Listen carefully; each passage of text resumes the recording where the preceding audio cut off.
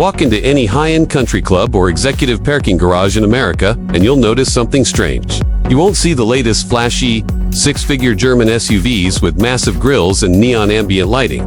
You won't see the high maintenance Italian exotics being used as daily drivers. Instead, you'll see a sea of understated, silver, white, and gray vehicles that look, frankly, a bit boring to the untrained eye. There is a secret language of wealth that the middle class completely misunderstands. Most people believe that being rich is about what you spend, but the truly wealthy know that being rich is about what you keep. In the world of 2026, the car market has become a giant, shiny, depreciating vacuum designed to suck the net worth out of anyone trying to level up. Today, I'm going to pull back the curtain on the shadow math of the 1%. I'm going to show you exactly why rich people never buy certain cars brand new, the specific status traps that keep the middle class broke, and the 5 invisible legends that the wealthy actually buy to preserve their fortunes. If you've ever wondered why the guy who owns the company drives a 10-year-old Lexus while his junior manager is struggling to pay for a brand new Mercedes, this video is for you. Let's start with the status trap. The automotive industry is no longer in the business of selling transportation. They are in the business of selling dopamine and ego. In 2026, the average car payment has crossed the $1,000 mark. People are taking out 7-year loans on vehicles that will lose 60% of their value before the warranty is even up. The wealthy look at this and see a mathematical disaster. They understand a concept called total cost of ownership that goes far beyond the monthly payment. They factor in depreciation, insurance premiums, and the complexity tax. A brand high-end European luxury SUV is a feat of engineering, but it is also a ticking time bomb of sensors, air suspension bags, and software modules. The wealthy don't get rich by paying $5,000 repair bills for a plastic coolant pipe that was designed to fail at 50,000 miles. They know that the most expensive car you can ever buy is a cheap, used German luxury car, and the second most expensive is a brand new one that you plan to keep past the lease. So, what are the cars that rich people never buy new?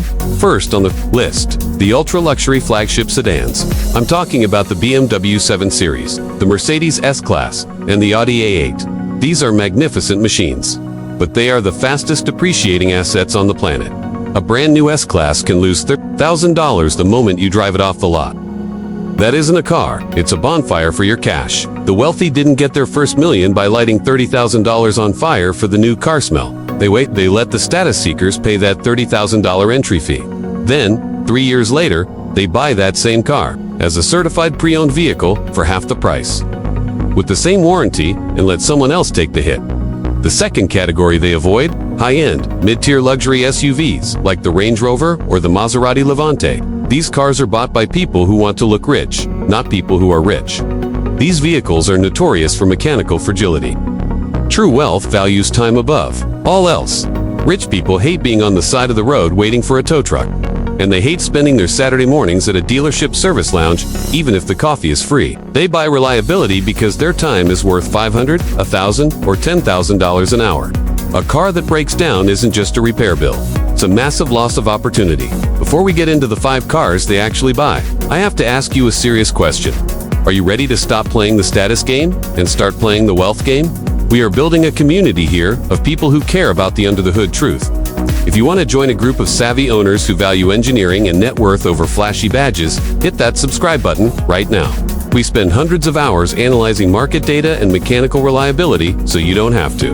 If you've already subscribed, drop a comment below with the word "Stay Rich" so I know who the real ones are. Let's get into the invisible legends. The first car that the millionaire next door actually buys is the Toyota Land Cruiser, specifically the older 200 series models, or the Lexus LX equivalents. Why? Because the Land Cruiser is the only vehicle in the world designed with a service, life, and the harshest environments on Earth. It doesn't scream for attention. It doesn't look like it costs 6 figures, even though it does. It signals that you value durability, safety, and engineering over a flashy grille. Wealthy owners love these because they can drive them for 15 years. Put 300,000 miles on them, and the car will still be worth 40% of what they paid. That is wealth preservation in action. The second vehicle is the Lexus ES, or RX. You might think these are boring choices, but that is exactly why they buy them. The Lexus RX is the unofficial uniform of the American millionaire. It is quiet, it is comfortable, and it never, ever breaks. It allows a wealthy person to move through the world invisibly. They don't want to be targeted by lawsuits. They don't. Want to be judged by their neighbors, and they don't want to deal with mechanics? They buy a Lexus, drive it for a decade, and put the money they saved on repairs into an S&P 500 index fund. By the time that Lexus is 10 years old, the money they saved has literally paid for the next car. Next is the Volvo XC90. This is the old money choice. Volvo has a brand image that says, "I'm educated, I'm safe, and I'm responsible." Rich people, especially those with families, prioritize safety ratings above almost everything else. The XC90 offers a level of understated elegance that doesn't trigger the same envy response that a G-Wagon does. It's the car you drive when you have nothing left to prove to anyone. Fourth on the list is a surprising one, the Honda Odyssey, or Toyota Sienna. Yes, the minivan. There is a huge segment of the stealth wealth community that buys top-tier minivans. Why? Because they are the most practical tools ever created for a family. They are comfortable, they have incredible resale value, and they are invisible to the police and the general public. A millionaire sees a minivan as a high utility tool. They don't view their car as an extension of their personality. They view it as a piece of equipment like a high-end refrigerator or a private jet. It just needs to work perfectly every single time. Finally, we have the Subaru Outback. In places like Aspen, the Hamptons, or the Pacific Northwest, the Outback is the ultimate wealth signal. It says you are active, you are outdoorsy, and you are too smart to spend $80,000 on a luxury SUV that can't handle a dirt road. It is the quiet luxury of the automotive world. The fundamental difference between the rich and the rich-looking is their relationship with depreciation. The middle class sees a car as a monthly payment. The wealthy see a car as an asset that must be managed. They buy cars that have already hit the bottom of their depreciation curve, or they buy new cars only when the reliability and longevity of that vehicle justify the cost over a 20-year horizon. If you want to build real wealth, you have to stop buying cars to impress people you don't even like. You have to stop being the first owner who pays for the CEO's bonus and the dealership's neon lights. Start looking at the cars that mechanics and engineers drive. Look for the vehicles that stay on the road for 20 years. Look for the invisible legends. The car you drive is the biggest wealth killer in your budget. If you can master your ego and drive a vehicle that serves you further than you serve in the vehicle, you have already won. You'll have the extra $500 a month to invest. You'll have the peace of mind knowing your car will start every morning. And eventually, you'll have the kind of wealth that allows you to buy any car you want, but by then, you'll be too smart to buy the flashy ones anyway. If this video changed the way you look at the car market, hit the like button. It tells the algorithm that people want more truth and less marketing fluff.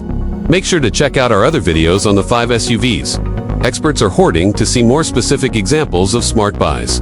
I'm your host, and I'll see you in the next one. Stay smart, keep your money, and drive legendary.